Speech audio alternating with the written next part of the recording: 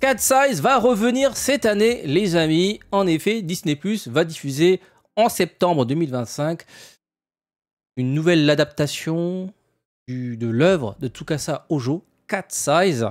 On a un premier visuel et un premier trailer. Alors déjà, dites-moi ce que vous en pensez de ce premier visuel.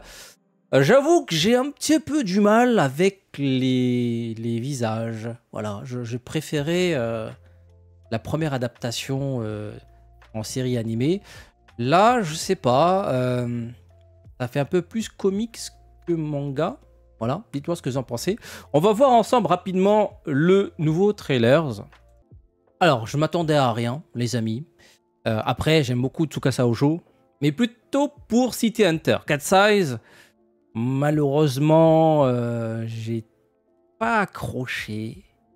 Après, j'étais trop jeune pour être attiré par les demoiselles en tenue moulante. Peut-être que maintenant, je serais peut-être un peu plus intéressé. Donc voilà, nouvelle adaptation. J'ai du mal avec les visages. J'ai du mal à même reconnaître le trait de Tsukasa Ojo. Bon, là, ça va. Voilà. Bon, c'est très... on voit pas grand-chose, enfin, on voit juste quelques petites scénettes. Mais voilà, on reconnaît les trois sœurs. On reconnaît le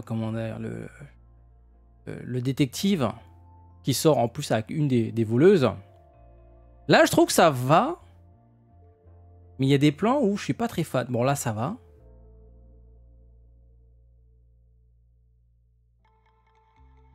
À un moment donné, il y a un plan, je trouve ça un peu bizarre. Bon, là, ça va. Les yeux et tout.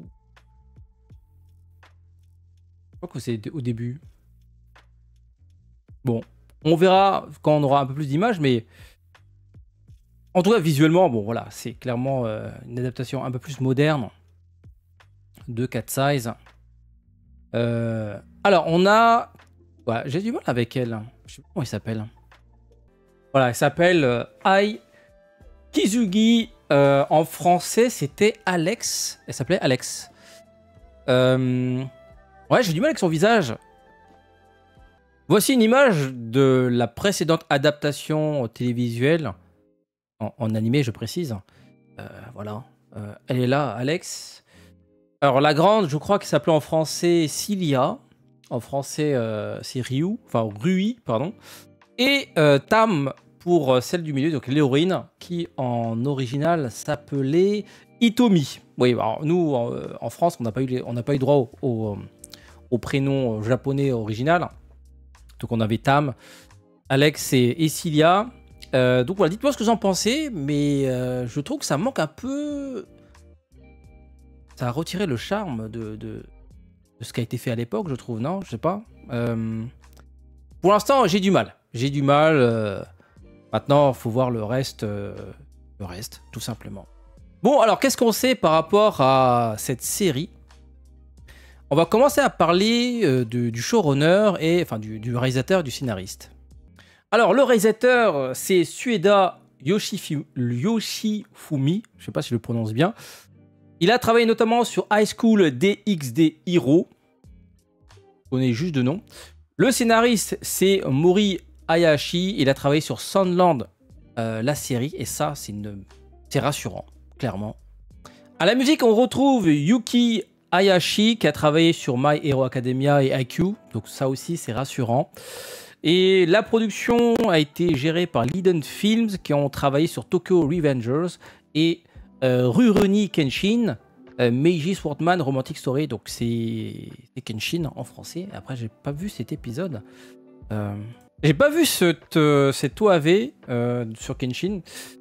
Voilà. Bon, alors, au niveau du scénario, je suis relativement rassuré. Au niveau de la réalisation, bon... Ueda Yoshifumi, il a travaillé sur High School DxD. Après, le reste, je connais pas trop. Bon, c'est moins rassurant déjà. Et puis, niveau casting, on a donc les informations concernant les doubleurs. Alors, pour Hitomi, donc Tam, pour nous les Français, elle sera doublée par Mikako Komatsu. Alors, elle a travaillé sur quoi?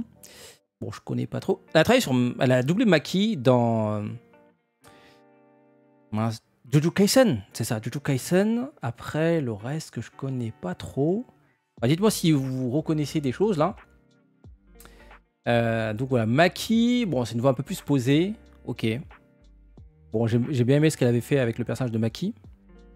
Alors, pour Rui, donc, qui est Sylvia en français, elle sera doublée par Ami Koshimitsu. Encore une fois, désolé si je le prononce mal, pardon. Elle a doublé Code Geass, Kill la Kill, ok. Elle a fait des choses assez connues. Elle a aussi doublé des jeux vidéo, Beidou. Elle a aussi doublé Guillotine sur Goddess of Victory Nikkei, ok. Et King of Fighter 14, pardon, elle a doublé Mai Shiranui.